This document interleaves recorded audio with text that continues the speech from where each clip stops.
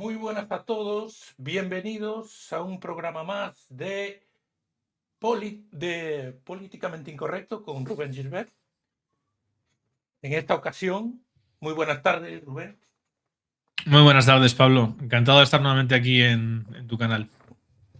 En esta ocasión vamos a hablar de China, de lo que supone ahora China después de el gran salto adelante de Mao, que provocó muertes, hambruna, todo lo que ocurrió en China entre 1958 y 1961, la llegada después de Deng Xiaoping, que parece ser que fue el que puso un poco las bases del progreso con plazos, con planes a largo plazo,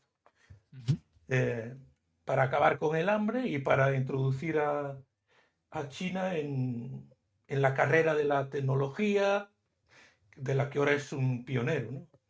De la inteligencia artificial. Ahora, antes no, Deng Xiaoping no creo que tuviese conocimiento de lo que iba a ser ahora todo el tema de la inteligencia artificial, pero sí el crecimiento del PIB chino.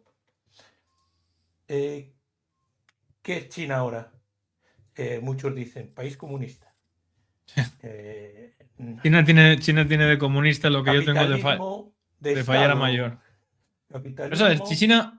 China está haciendo exactamente lo mismo que está haciendo Estados Unidos y lo mismo que les gustaría hacer a muchos países de Europa, que es inyectar dinero público en las empresas que considera estratégicas, que es lo que está haciendo Donald Trump, sobre todo con las tecnológicas. Les pongo un ejemplo, OpenAI, ChatGPT, que ustedes seguramente utilizan para entretenerse, porque la gran mayoría de la gente utiliza la inteligencia artificial no para otra cosa, sino para chorradas. Pues OpenAI es una empresa que para ganar 1 euro tiene que gastar 7. Que alguien me explique qué plan económico es ese. ¿Quién está detrás de esa financiación que, aunque algo vaya tan monumentalmente a pérdidas, interesa hacerlo crecer y mantenerlo y extenderlo? El gobierno de Estados Unidos. Es quien está financiando eso. Y China está haciendo exactamente lo mismo, con las empresas que considera estratégicas. ¿Qué significa estratégicas? Que en clave de poder, de política, considera que son importantes para establecer un control o un elemento de contingencia para garantizar su soberanía e independencia a nivel productivo. Como ha pasado y ha hecho inteligentemente, por ejemplo, con el tratamiento de las tierras, de las famosas tierras raras, porque ahora todo el mundo habla de tierras raras, que no son tan raras realmente. Lo que es raro es encontrarlas en altas concentraciones y, sobre todo, lo que es muy complicado es el tratamiento de las mismas. China tiene el 90% del procesamiento, el 90% del mercado de las tierras raras, pero tiene el 100% del procesamiento de esas tierras. ¿Por qué lo ha hecho? Pues porque era sabedora China desde hace mucho tiempo que si la era digital va a ir creciendo, que si cada vez desde hace 20, 25 años la tecnología es más importante y para desarrollar elementos tecnológicos, pues es importante esos elementos primarios, cadmio, el telurio, bueno, ahora también va a apostar Estados Unidos, por ejemplo, por el cobre y tal, en el que el cobre no es una tierra rara. Pues China ha apostado fuertemente por ello, sabedora de que teniendo el control y el poder de de estos elementos primarios fundamentales para la producción, tiene en su mano la capacidad para doblegar o para defenderse de aquellos que quieran atacarlas si les interesa, como le ha interesado a Donald Trump, hacer negocios con estas empresas para tener acceso a estos materiales. Esto fue un poco lo que pasó en, en China cuando Donald Trump empieza con el tema de los aranceles. Donald Trump empieza con el tema de China, de que China es mala, malísima, de que hay que poner aranceles a China, de qué tal.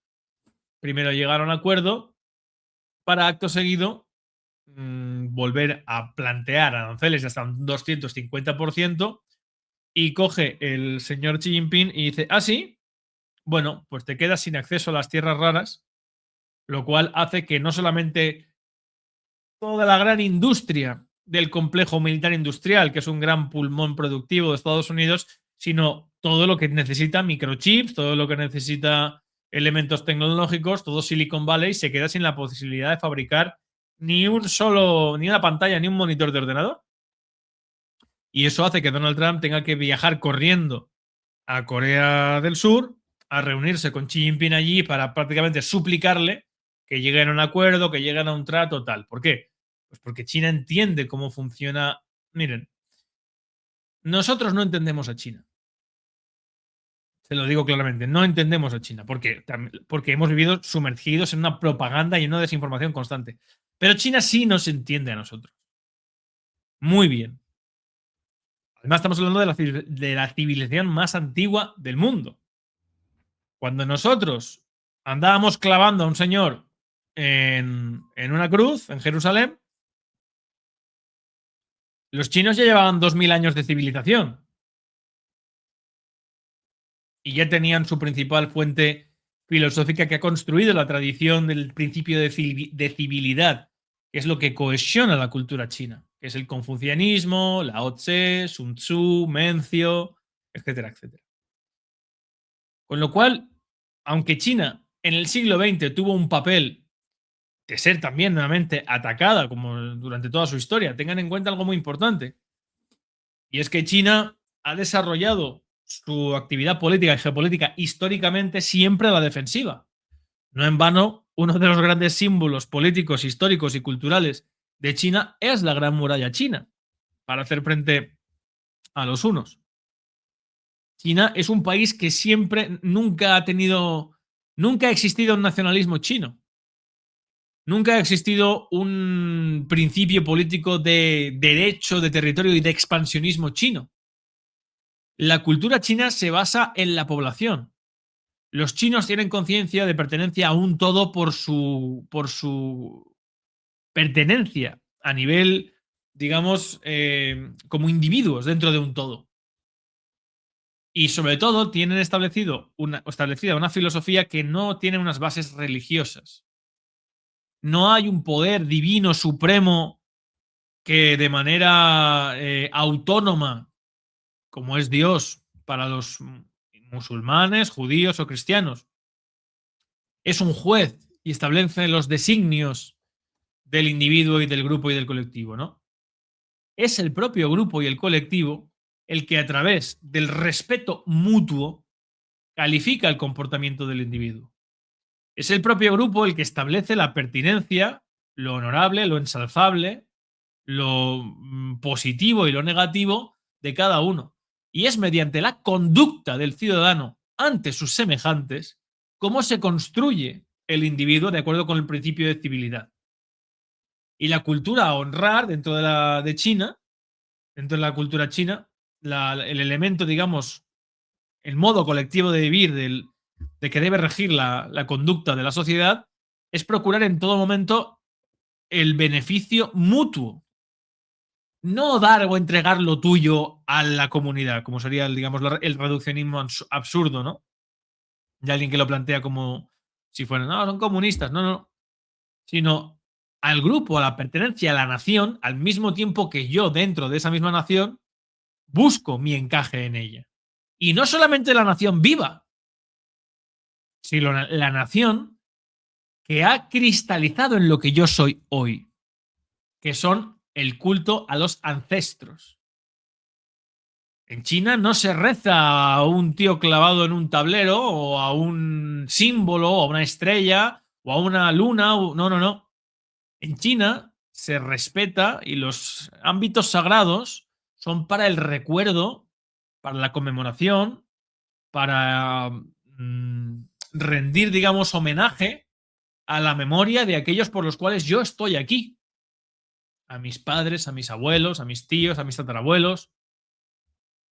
Eso, la gente que haya visto, por ejemplo, yo que sé, Mulan, pues más o menos puede ver un poco por debajo los tiros, ¿no? Que sea una película de Disney. Pero eso tiene un arraigo filosófico-cultural que cristaliza en una visión a muy largo plazo. No solamente cuenta en las acciones de tu vida aquello que te sirven a ti individual y materialmente para hoy sobrevivir, sino que también tienes que pensar o tienes que tener una concepción más amplia de aquello que has recibido y aquello que recibes y aquello que también debes aportar y dar para los que vengan después de ti. Por eso la política china tiene una proyección a 50 o 100 o 150 años. Xi Jinping está adoptando medidas, sabedor de que seguramente él no las va a ver, pero adoptando una política, una dirección nacional, unos intereses, una estrategia política a 50, 100 o 150 años. El PIB chino pasó de ser el 3% mundial en el año 2000 al 27% en el 2020. Y será Sí. más ahora. No, ahora ha bajado. Ha bajado un poco. Sí, no, ha bajado ya. A ver, un PIB del 20%. A ver, China ha tenido un periodo de crecimiento y de expansión económica brutal. Pero precisamente por lo que se ha explicado ahora, porque China ha entendido que después de muchos años están llamando al Fondo Monetario Internacional, oigan, que se supone que esto es un organismo para que seamos multilaterales, ¿no? O sea, China no pretende dirigir el mundo. China no quiere ser un hegemón como lo puedes. Nosotros no podemos entender la vida en nuestra mentalidad europea, y sobre todo después del siglo XX, sin que haya alguien que ordene y mande. Y nosotros tenemos que elegir ser vasallos del que más nos interese. China no entiende el mundo así, porque sabe que eso finalmente termina agotándose y se vuelve contra aquel que impone su voluntad merced a la fuerza. Es decir, yo puedo estafarte vendiendo algo y voy a hacer un negocio contigo. Pero si yo establezco un régimen a través con un cliente en el que recurrentemente me estás comprando porque estás contento con la relación que tienes conmigo, esa relación va a establecer muchos negocios, muchas ventas, va a ser muy fructífera durante mucho tiempo. Esa es la mentalidad china. ¿Para qué voy a saquearte, oprimirte o amenazarte si eso va a agotar muy rápidamente el elemento de la relación, que es fundamentalmente la confianza? Si hay dos mentalidades totalmente opuestas a nivel político, geopolítico, social y cultural, son lo que estoy narrando, que sobre todo es una mentalidad anglosajona, a la mentalidad china. Y en este periodo de expansión, China lo que ha entendido es que después de estar dándole con la puerta en la cara el Fondo Monetario Internacional, sobre todo Estados Unidos, porque es quien ordena y quien manda en el Fondo Monetario Internacional, y en el Banco Mundial, etcétera, etcétera, pues China ha entendido que a través de los mecanismos de control de Estados Unidos no va a poder acceder jamás a una posición de desarrollo. China no quiere mandar, quiere desarrollarse. ¿Y qué es lo que hizo? Pues en vez de jugar en el mercado monetario, en vez de intentar establecer una competición con Estados Unidos, que tiene sus principales dos armas, que es el control militar y la hegemonía del dólar como moneda fundamental para el intercambio global en bienes y servicios, a nivel de mercado, a nivel comercial, etcétera, etcétera, China ha entendido que realmente el papel, el dólar, no es más que eso, un papel. Que realmente aquello que uno busca cuando va a un mercado es un elemento, un bien o un servicio. Tú puedes tener muchos papelitos, pero la gente cuando va a comprar algo no va por dinero, sino que tiene que tener dinero para conseguir lo que quiere. En consecuencia, lo que tiene valor a nivel de producto, a nivel de mercado, a nivel de mercado, es el producto. China lo que ha hecho es controlar todos los elementos primarios para producir y fabricar lo más barato posible los productos que después en el mercado van a tener constantemente demanda a un precio sin competencia. ¿Por qué? Pues porque si yo quiero comercializar esta taza, necesito pintura, necesito también un artesano, un alfarero, necesito arcilla, necesito muchos elementos que si yo los compro, los tal, o los no sé cuál, o los consigo mediante tal, van a tener un precio. Pero si yo controlo, tengo acceso a todos los elementos primarios que me posibilitan yo mismo en mi casa fabricar esto, no requiero de subcontratar un alfarero o un pintor o comprar un tercero de la arcilla, sino que yo directamente voy al país de donde está la arcilla y le digo, oye, que quiero lo que tienes en esa montaña. Pero en vez de hacer como haría Reino Unido, que es, le pego fuego a tu casa, violo a tu mujer y te lo robo, los chinos dicen, bueno, para llevármelo necesito carreteras, voy a hacerte un puerto, voy a hacerte infraestructuras y así pues hacemos un trueque, ¿no? Porque como eso fue lo que hizo con Somalia. Somalia era el tercer país más pobre del mundo o el segundo más pobre del mundo. Hasta que China Hasta que entró en la ruta de la seda y China le dijo, a ver, ¿qué necesitáis? Para quedarme pues el hierro que tenéis allí, el telurio que tenéis allá, el cobre, el zinc, el tal. Pues mire, nosotros encantados de que usted se lo lleve, pero tendrá que apañársela a usted. Ah, tú no te preocupes por eso. Yo hago las carreteras, yo hago las autopistas, yo hago todo lo necesario. Pero además, para llevármelo, te voy a construir un puerto. No solamente un puerto para que me sirva a mí para llevármelo, sino que te va a servir a ti a nivel comercial. Y a día de hoy, Somalia tiene el puerto más grande de toda África en el cuerno de África. Eso está en la ruta de la seda. Y China entendió que dominando los mecanismos de producción, fabricando dentro, en su casa, dentro de China, con una moneda mucho más baja que la que después se intercambia a nivel global, tenía un elemento fundamental para poder crecer. Y es que yo, dentro de mi casa, hago un intercambio comercial a nivel, comparado con el resto del mundo, muy asequible, que me permite posicionar después el producto en el mercado a un precio sin competencia, que es lo que han hecho con todo, incluido con los coches. ¿Por qué Europa dice ahora que no? Ya nos arrepentimos del coche eléctrico. ¿Por qué? Coño, porque tú puedes coger un Tesla y puedes coger una moda y compararlo y después ver lo que cuesta uno y lo que cuesta otro.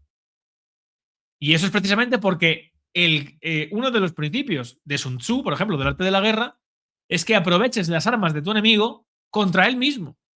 Bueno, si Estados Unidos tiene el dólar como arma, a través del control del mercado mundial, ¿qué pasa si yo, como he puesto el ejemplo, vendo esa taza en el mercado? Esa taza yo la he fabricado en yuanes, que es una moneda que yo mantengo baja dentro para fabricar baratito. Pero luego la vendo en el mercado internacional y me la compran por dólares. Yo, en vez de cambiar los dólares a yuanes, inyectando valor económico a mi moneda y haciéndola crecer, no cambio esos dólares, los almaceno. Y con eso me hago una reserva de dólares, que es lo que ha hecho China, con lo que además después compro oro cuando me interese, o hago préstamos, o le compro la deuda al país que haga falta en esos dólares y después se la pongo en yuanes. Este es el mecanismo a través de China, efectivamente, durante muchos años ha tenido PIBs del 20, del 25%, que ahora están reduciendo. ¿Por qué? Porque China ahora ya ha hecho un proyecto expansivo económico y ahora está en otra fase, que es la que desde ya Aristóteles se ha establecido como el principio fundamental para garantizar que una sociedad tenga una proyección a futuro, que es la generación de una clase media. Por eso China, ahora mismo, aunque su PIB está bajando, al mismo tiempo está subiendo su gasto industrial, su consumo interno. El consumo interno significa que hay más gente dentro de China que tiene pasta y que consume dentro de China. Y está estableciendo un enriquecimiento de su población que le hace tener ya una sociedad estable, sólida, que ya no depende de las exportaciones. Haciendo tiempo que aumente su principio de fabricación para el consumo interior. Es decir, no es que China esté perdiendo crecimiento, sino que está redirigiendo su crecimiento. Ya no para vender fuera, sino para establecer dentro de China unas clases sociales que garanticen la estabilidad de la sociedad por lo que pueda pasar fuera, y sobre todo una clase media que va engrosando, al mismo tiempo que también una élite que va creciendo y que va siendo el engranaje de la propia economía china, del propio consumo interno en China. Disculpa, Pablo, la explicación general, pero creo que era importante hacer el mapa general. Hablando de esos planes, hizo un plan Made in China 2025 en el que el objetivo era reducir la diferencia tecnológica con los países avanzados. En 2035, fortalecer su posición geopolítica, y en 2045 ser el líder mundial en tecnología e innovación. ¿Crees que ha adelantado plazos ya? Eso es evidente. Eso está claro, por una razón muy sencilla. Vamos a ver. ¿Cómo intenta Estados Unidos tiene el control en la fabricación de microchips? Es decir, los elementos que se necesitan para el desarrollo tecnológico, que son los superconductores y los chips, esos sobre todo están en Taiwán y en Estados Unidos, que ahora la fábrica de Taiwán se ha ido a Estados Unidos. Bien. ¿Cómo intentan mantener a China limitada como un escalón por debajo para que no les superen en este elemento que tiene Estados Unidos por delante de China? Solamente les permiten o les venden chips no de última generación, por así decirlo, no de temporada, no del 2026, sino que les dejan solamente los de 2024, 2023, etcétera, etcétera.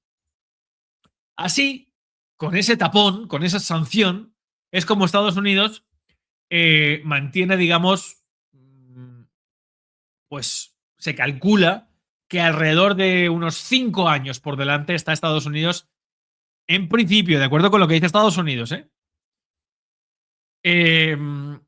a través de, bueno, líderes en el sector como TSMC o ASML. ¿Qué es lo que ha pasado? Que de repente se han dado cuenta de que los chinos han cogido esos chips de 2024-2025, como que los han toqueteado o les han reformado o les han hecho algo o los han optimizado y son capaces de rendir igual o en algunos casos mejor que los chips de última generación que se están sacando ahora mismo en Estados Unidos. Con lo cual, aunque ahora mismo había un equilibrio a nivel tecnológico entre China y Estados Unidos, que es que, bueno, vosotros os encargáis del hardware y nosotros del software, para que la gente lo entienda. Una cosa sería la CPU y otra cosa sería el Windows, ¿vale? Pues ahora de repente resulta que China puede que ni siquiera necesite este acuerdo. Porque obviamente China ya está trabajando en su propio desarrollo de chips a través de la tecnología capada que hasta ahora le han dejado utilizar. Pero que a través de procesos y de observación y de ingeniería inversa ha logrado desarrollar. Y está logrando desarrollar con mayor grado de eficiencia que los chips de última generación de Estados Unidos. Que mucha gente está preguntando que cómo es posible que las fábricas de chips de China, como la SMIC, están operando a una altísima capacidad, hayan duplicado en el último año, 2026, su producción y ahora mismo pues estén fabricando chips de 5 nanómetros con tecnología de 7 nanómetros, incluso algunos ya este último mes, creo recordar que hay un divulgador, creo que es inglés, que ha presentado o ha descubierto o ha diseccionado que ya existe un microchip chino de 3 nanómetros que compromete totalmente ya, o sea, que ya tira por el suelo el principio sobre el que Estados Unidos dice que está por delante, que son los TSMC, que en principio tiene una diferencia de 5 años. O sea que, pues eso.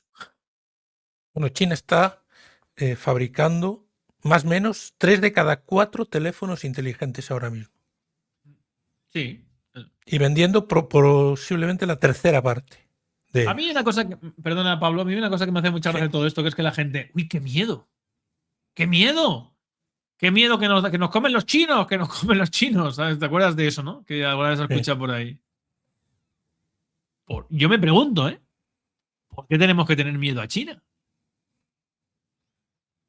Oiga, ¿por qué no tener miedo a aquel que durante los últimos 150, 250 años se ha dedicado permanentemente a joder España allí donde ha podido? Que ha sido Estados Unidos. Todas las colonias, todas las revoluciones, todos los, bueno, en el caso de colonias, los virreinatos, territorios de ultramar, todas las revoluciones de independencia o para invocar el derecho de autodeterminación, todos han sido bajo el calor del albor de Estados Unidos. Todos los territorios, o sea, permanentemente la anglosfera ha sido intentar destruir al que entonces sí era el hegemón geopolítico, que era España, para instalarse ellos. Y lo que está pasando hoy en día es una pura consecuencia, una mera consecuencia de la sumisión voluntaria a Estados Unidos. Coño, sabiendo que hay un nuevo elemento geopolítico como es China, que establece su régimen en clave de poder, no mediante la sumisión, sino mediante la reciprocidad, pues sería interesante abrirnos esa posibilidad. Ojo, esto parece que la gente lo entiende solamente en la mentalidad de un europeo hoy en día, que es la de ser un gusano, que es de hay que elegir un dueño, hay que elegir un amo. Me quito la cadena de Estados Unidos para ponerme la de China. Pero qué imbécil puede pensar eso. No. Lo que tiene que hacer un país independiente soberano es decir, bueno, voy a hacer negocios y tratos con quien mejor me convenga en cada cosa y en cada sector. ¿Por qué España no puede hacer tratos con China a la par que la haga con Estados Unidos? Porque Estados Unidos no nos lo permite, nos amenaza. Ah, y hay que tener miedo de China, entonces. O sea, no se nos permite comprar gas a Argelia barato. El mayor apoyo militar de inteligencia a nuestro enemigo declarado, que es Marruecos, es Estados Unidos e Israel. Y a quien tenemos que tenerle miedo es a China. Cojonudo. Pues venga. Bueno, China ha establecido 3 rutas de la seda: la terrestre, la marítima y la digital. Kilómetros y kilómetros de cables submarinos, y la terrestre, para llevarla a cabo, un montón de kilómetros de vías de tren de alta velocidad. Se decía que tenían 3/4 partes de los kilómetros de alta velocidad en el mundo de tren. ¿A dónde va a llegar China con la tecnología en los próximos años? Están probando trenes para ir a 600 kilómetros por hora. Ya los hay a más de 400.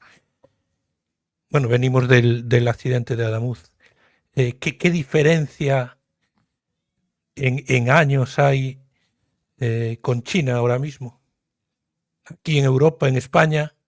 Bueno, China está ¿Cuánto tiempo tardará en la Unión Europea, España, en ponerse a la altura de lo que está hoy China? No, eso es imposible. O sea, de manera autónoma, imposible. Imposible, como digo, porque la política europea, y particularmente la española, ha sido denme dinero para repartírnoslo, para robarlo y luego lo que sobre, como mucho, invertir alguna cosilla en alguna cosa. ¿Tiene nada que ver con China? China es todo lo contrario. Si China está potenciando exclusivamente el desarrollo, está invirtiendo. China tiene un elemento competitivo interno brutal. Precisamente, la gente se cree que es porque aquí la propaganda. Vamos a ver. El sistema de financiación chino a través del Estado, de estas empresas estratégicas que he dicho antes, se hace estableciendo una competición, un elemento competitivo de mercado, para favorecer el que mejor, más eficiente y con mayores estándares de calidad lo haga. Y eso se lleva el premio. Por eso han construido en tiempo récord la autopista de Pekín, Hong Kong, Macao, que son 158 kilómetros. Además, ahora compactadas con 5G, inteligencia artificial y robotizadas. Una autovía robotizada. Tienen sistemas de detección y extinción de incendios robotizados. Con drones. Se detecta un incendio a nivel de satelital, van unos drones allí con unas mangueras y lo apagan. Eso existe en China ya. O sea, estamos hablando de una civilización, una nación que está apostando por el futuro y que está invirtiendo en el futuro en elementos donde claramente está haciendo un esfuerzo importante, mientras que Europa no es que no esté compitiendo, es que Europa está suicidándose. Europa no está pensando. Si Europa está a lo contrario, o sea, que vamos. Mira, lo único que Europa tenía, ya no lo tiene, lógicamente, que es el motor, se lo ha cepillado. Si Volkswagen se iba a tomar por el culo, Volkswagen. Porsche está en quiebra. Mercedes, el otro día veía yo los datos, y está en no hace más que pegarse batacazos en bolsa, que acabarán cerrando. O bueno, quieren trasladarla a Estados Unidos. Pero si Europa está a verlas venir. Si no hay ningún elemento por el cual Europa esté compitiendo, esté peleando para nada positivo, ni bueno, ni que genere nada. Europa está a lo que le diga, le ordena un mando de turno, que es Estados Unidos. Desde que ganó la Segunda Guerra Mundial, la tomó para sí junto con la URSS y se la repartieron. A eso están los países de Europa continental, obviamente. Excluye Reino Unido. Cuando hablo de Estados Unidos, hablamos también de Reino Unido. No. Europa ahora mismo. Europa necesita sobre todo un proceso necesita algo que es muy difícil que se produzca ahora mismo. Es una catarsis interna que la lleve a un proceso prácticamente revolucionario. Europa debe romper con sus cadenas que se ha puesto, o que le han puesto, mejor dicho, a través de una élite puesta e impuesta particularmente lo primero, la Unión Europea. Es un mecanismo de control, sumisión, tramposo y corrupto más no poder. Mientras eso no suceda, pues Europa, ¿qué va? Cuesta abajo y sin frenos en todos los elementos. Pues no hace falta ir a Europa, el resto de Europa, hay que ver España. España era la segunda potencia mundial pesquera en el año 75-78. Tenía un potencial agropecuario, lechero, tenía industria pesada, minera aquí en Asturias. El mejor carbón del mundo se extrae aquí. Todo eso a tomar por el culo. Solamente para entrar en la Unión Europea. Y para poder tener acceso al crédito fácil del Banco Central Europeo, apoyado por los grandes bancos alemanes que tenían detrás a Wall Street. Y cuando les ha interesado, han ido manteniendo algún sector hasta que no les ha interesado y se lo han ido cepillando. ¿Por qué cada vez se van cepillando la agricultura? La gente se cree que es por... No, ¿saben ustedes por qué? Pues porque las grandes empresas francesas, belgas y algunas españolas están invirtiendo en monocultivos y cultivos transgénicos con grandísimas extensiones en Marruecos, que con aguas fecales, mano de obra esclava y con la moneda de Marruecos les cuesta muchísimo más barato producir allí, traerlo aquí y vendérselo a ustedes al mismo precio. Pero ellos ganan muchísimo más dinero, obviamente. Y por eso están cepillándose la agricultura. Si es que es una cosa tras otra, podríamos estar hablando aquí durante horas prácticamente del desastre al cual se ha abocado Europa. China está en un universo completo, no diferente, opuesto a ese. Que es el de garantizar un porvenir a sus ciudadanos. En 2021, China invirtió 130.000 millones de dólares de euros en inteligencia artificial, sigue invirtiendo. Se dice que la inteligencia artificial, la robotización, va a acabar con muchos puestos de trabajo. Lo que se dice, y con el avance de la inteligencia artificial, teniendo en cuenta que China está mucho más avanzada que aquí, va a ser el primer país que muestre lo que va a ocurrir cuando se implemente la inteligencia artificial al 100% en el mercado laboral. A ver, la inteligencia artificial es una herramienta que sí que va a reducir forzosa y obligatoriamente la mano de obra, por así decirlo. Pero sobre todo a través de mecanismos de automatización. La inteligencia artificial va a suplir gran parte de elementos que hasta ahora requerían mucho tiempo de trabajo a través de tratamiento de bases de datos. Por ejemplo, la contabilidad. Pues ese va a ser un trabajo que va a estar muy jodido a partir de ahora. Tendrá que tener un elemento que revise al final lo que habrá hecho la inteligencia artificial, pero la contabilidad, por ejemplo, o muchos de los aspectos de desarrollo técnico, antiguamente los arquitectos técnicos o los dibujantes técnicos dentro de la arquitectura, todos los elementos, digamos, que introducían un elemento industrial, fabril, como un engranaje, todo eso va a sufrir una merma importante. Mientras que va a haber otros elementos que van a seguir manteniéndose, porque no dependen de la automatización o del tratamiento de datos o del ser una pieza dentro de un engranaje. La gente que, por ejemplo, tiene miedo de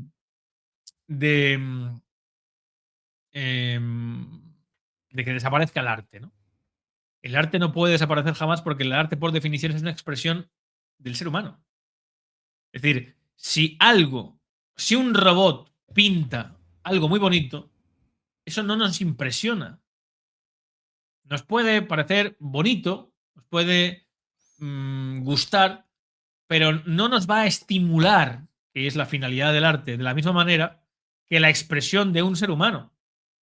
No nos va a generar el mismo impacto jamás la acrobacia de un ser humano que durante años requiere del trabajo, el sacrificio, el entrenamiento en acrobacias, en musculación, etcétera, etcétera, que el de un robot. Jamás va a ser igual.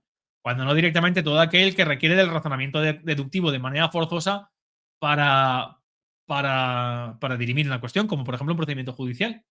La gente que cree que se va a poder dirimir las cuestiones judiciales como si fuera una máquina, eso ya ha existido. En Estados Unidos se implementó y fue un desastre. Porque las ciencias que dependen del razonamiento humano y que deriven al final de elementos morales y éticos no se puede sustituir por una máquina. Porque al final la gente tiene que saber que OpenAI o ChatGPT, o sea, bueno, son lo mismo, ¿no?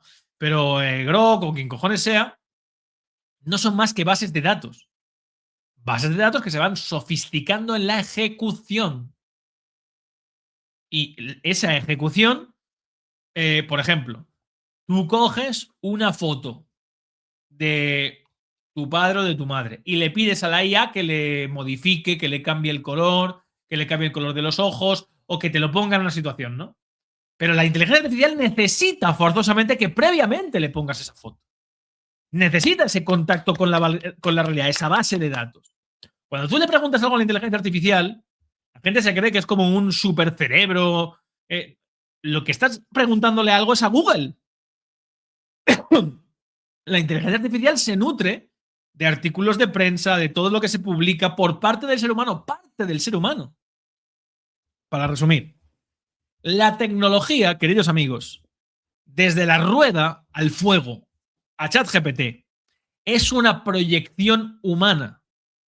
No es autónoma, que es el elemento que puede llegar a ser una burbuja de inteligencia artificial. La inteligencia artificial es un elemento de sofisticación y de desarrollo que tiene que partir forzosamente del humano. Tiene que nutrirse del humano. Jamás va a poder actuar como un humano.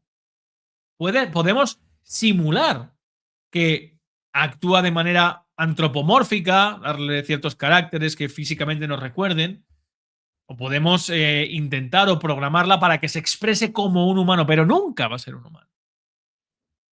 Entonces, China en este aspecto, pues obviamente está implementando estos mecanismos para desarrollar de manera más depurada, más sofisticada, ciertos elementos de engranaje dentro de, pues, de ciertos trabajos que sí que van a verse comprometidos, ¿no? Pero creo que eso va a tener un problema del mismo modo que en su día lo tuvo la revolución industrial. No va a ser el fin de la humanidad, ni va a suponer que de repente vamos a tener que reducir drásticamente la población, aunque hay gente que piense eso. Tengan en cuenta que antiguamente, por ejemplo, pues para labrar un campo hacía falta una cuadrilla de hombres. Y de repente se inventa el tractor. ¿Eso ha supuesto que haya habido un descenso en la población? No, lo que ha supuesto es que se han ido adaptando de acuerdo con los mecanismos y los factores de producción más tecnológicos y más, desarrollados. No me salía la palabra. En cuanto a geopolítica, China está en los BRICS. Se ha pasado del mundo unipolar que se dice ahora al mundo multipolar. Cuando pasó lo de Maduro en Venezuela, se hablaba del reparto que iban a hacer Estados Unidos, Rusia y China del mundo.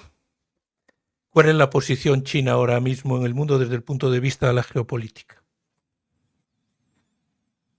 Bueno, lo he explicado antes. China no considera que su encaje en el mundo sea para mandar, ordenar y para dirigir a los países a sus intereses particulares. China lo que busca simplemente es poder desarrollarse en el mundo. No obligar a los demás para nutrirse de los demás, sino desarrollarse de manera autónoma, si puede ser en cooperación mutua con los demás. Es un paradigma completamente diferente al que hemos conocido, sobre todo desde que el hegemón, que ahora ya pues está viéndose amenazado por esta multipolaridad, anglosajón, primero Reino Unido y luego Estados Unidos, ha tenido su época, su espacio, ¿no? Y ha sido uno de los peores hegemones de la historia a nivel político. ¿Qué futuro le ves a los BRICS y a los países que están ahí metidos? Pues vamos a ver, porque ahí es donde está la batalla, ¿no? Los BRICS son una unión comercial y económica para precisamente cooperar en el ámbito del desarrollo económico, en este aspecto que acabo de explicar. Pero claro, hay otros elementos políticos y geopolíticos que ven amenazada su posición y que no se fundamentan en el comercio y en el desarrollo. Lo que se fundamentan en te pongo una pistola encima de la mesa, haces lo que yo te digo, o si no te pego un tiro. Que es lo que está haciendo ahora mismo Donald Trump con el continente americano y con la Unión Europea y con sus socios. Y veremos cuál es el encaje que tiene finalmente eso, ¿no? Yo no creo que los BRICS van a convertirse en una OTAN, como algunos creen. Sí, habrá alianzas militares, como ya las hay. China y Rusia acaban de hacer ejercicios conjuntos, junto con Corea, en el Pacífico. pero los BRICS creo que se mantendrán como un elemento. Creo que tienen un grandísimo futuro y creo que España debería mirar a los BRICS. ¿Y ves la mínima posibilidad de que España mire a los BRICS y se integren los BRICS, Sin lo que he explicado antes, yéndose de la Unión Europea? si hubiera una catástrofe, tiene que haber prácticamente una reforma integral de las estructuras del Estado, que es lo que yo pretendo, por otro lado, obviamente, pero tiene que producirse. Sin una reforma integral de todas las estructuras del Estado y una reforma profunda y en algunos aspectos dolorosa, eso es imposible. Bueno, pues dejamos aquí el programa sobre China de esta semana. Muchas gracias, Rubén, por estar otro día más con nosotros y nos volvemos a ver la próxima semana, miércoles a las 7 de la tarde. Un fuerte abrazo a todos y a ti en particular, Rubén. Gracias a ti, Pablo, a toda la audiencia y hasta la semana que viene. Adiós.